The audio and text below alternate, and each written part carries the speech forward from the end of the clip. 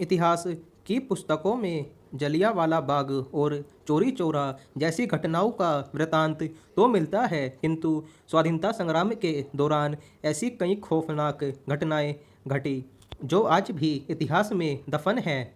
जैसे आदिलाबाद का गोंड नरसंहार। 19वीं शताब्दी में ब्रिटिश शासन ने जब तेलंगाना के गोंड राज्य पर नियंत्रण करना चाहा तो राजकारों के खिलाफ फौजी संगठन की दमनकारी कार्रवाइयों का प्रतिरोध करने वाले रामजी गोंड ने क्षेत्र के गोंड आदिवासियों को एकजुट कर अंग्रेजी सेना के साथ सशस्त्र संग्राम किया और अंग्रेजों को पराजित किया। हालांकि बाद में अंग्रेजी फौज ने हथियारों के बल पर गोंड क्षेत्र में प्रवेश किया और लूटपाट की। अंग्रेजों को सूचना मिली कि रामजी गोंड आदिलाबाद के निर्मल गांव में हैं, तो अंग्रेजों ने उन पर धावा बोल दिया। रामजी गोंड अपने 1000 आदिवासी सहयोगियों के साथ पकड़े गए। उन सबको 9 अप्रैल को एक वट वृक्ष की डाली पर फांसी दे दी गई। यह दुर्योग ही है कि उसके ठीक 3 साल पहले उसी तरह बंगाल के बैरकपुर में एक वट वृक्ष की डाली पर 8 अप्रैल 1857 को मंगल पांडे को फांसी दे दी गई थी।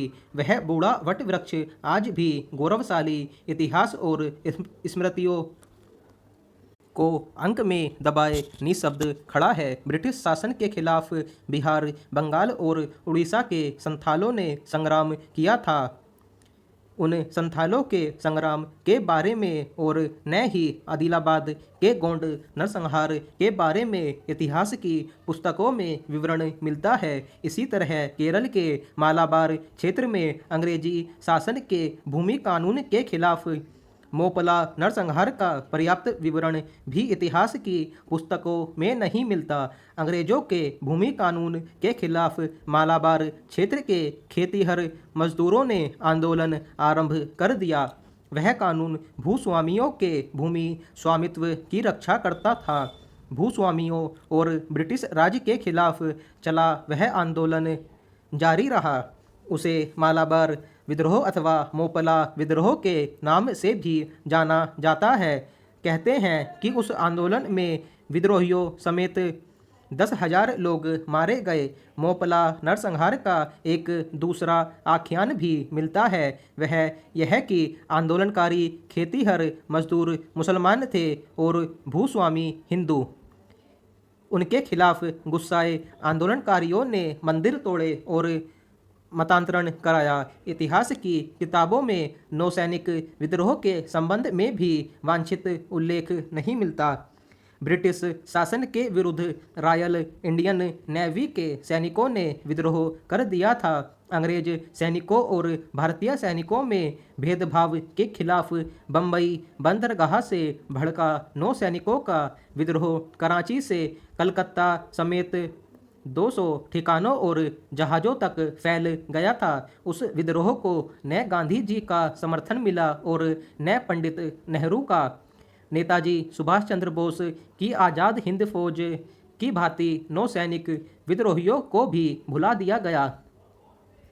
देश प्रेम से ओतप्रोत ऐसी घटनाओं के बारे में इतिहास की पुस्तकों में कोई विवरण नहीं मिलने की सबसे बड़ी वजह है एकांगी इतिहास लेखन।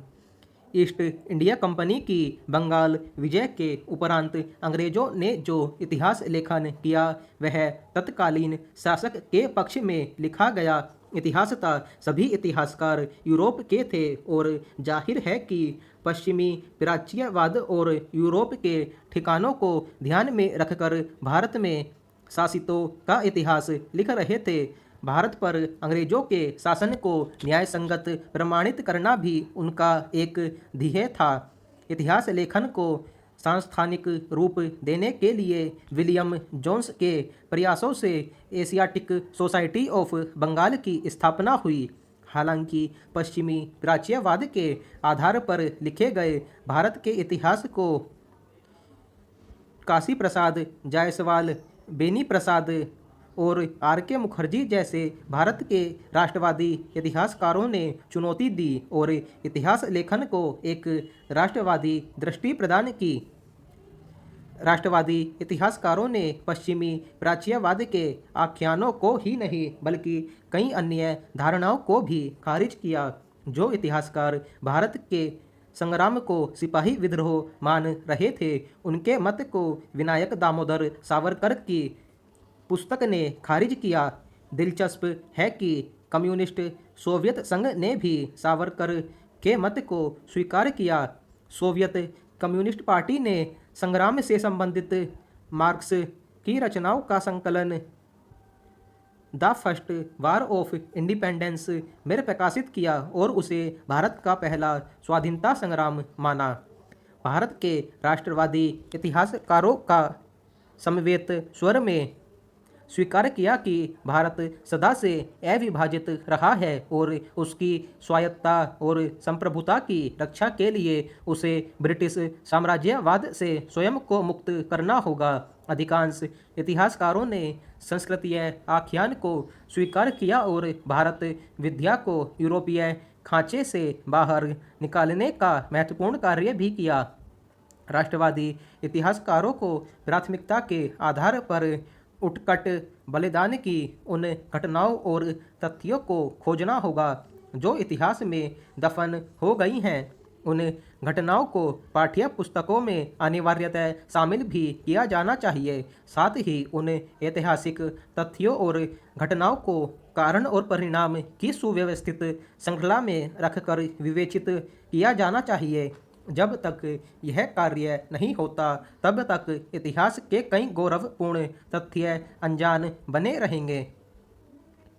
सर्वे सुखंतु सुखिन का उद्घोष करने वाली भारतीय संस्कृति दुनिया में सबसे विलक्षण है, क्योंकि यह पूर्ण मानवतावादी है। इसलिए इसका हर विधान मंगलकारी है। मानवीय संबंधों की जितनी गहराई भारतीय संस्कृति में है, उतनी दुनिया में कहीं नहीं। यहाँ रिश्तों का संबंध एक जन्म का नहीं बल्कि जन्म जन्मांतर का होता है। वस्तुतः जिस देश में बच्चे का पहला पाठ मातृ देवो भव और पितृदेवो भव का पढ़ाया जाता है, माता को धरती और पिता को आकाश से भी ऊंचा कहा जाता है, ऐसे संबंध को मृत्यु भी कैसे अलग कर सकती है। इसीलिए वे पितृलोक में निवास करते हुए भी अपनी संतानों की मंगल कामना करते हैं। हम तो प्रतिदिन सूर्य और चंद्रमा को भी अर्घ्य देते हैं, जो उष्मा, प्रकाश और शीतलता प्रदान करते हैं। फिर उन पितरों को कैसे भूल सकते हैं जिन्होंने हमें जीवन दिया। शायद उनका ऋण हम कभी नहीं चुका सकते।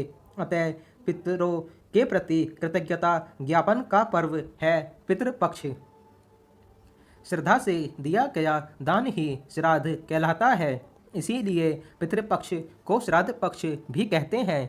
इस काल में लोग अपने पितरों की स्मृति में पूजन एवं तर्पण के अतिरिक्त निर्धन व्यक्तियों को भोजन एवं वस्त्र का दान भी करते हैं।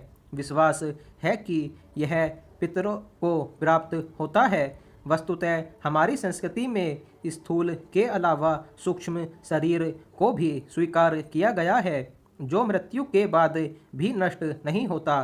पितर इसी सूक्ष्म शरीर से पूजन एवं तर्पण को ग्रहण करते हैं। भारतीय संस्कृति समतामूलक संस्कृति है। इसमें ऐसे अवसरों पर दान क्रियाओं का विधान इसलिए किया गया है ताकि जरूरतमंद लोगों की आवश्यकताओं की पूर्ति हो सके, भूखों को भोजन मिल सके।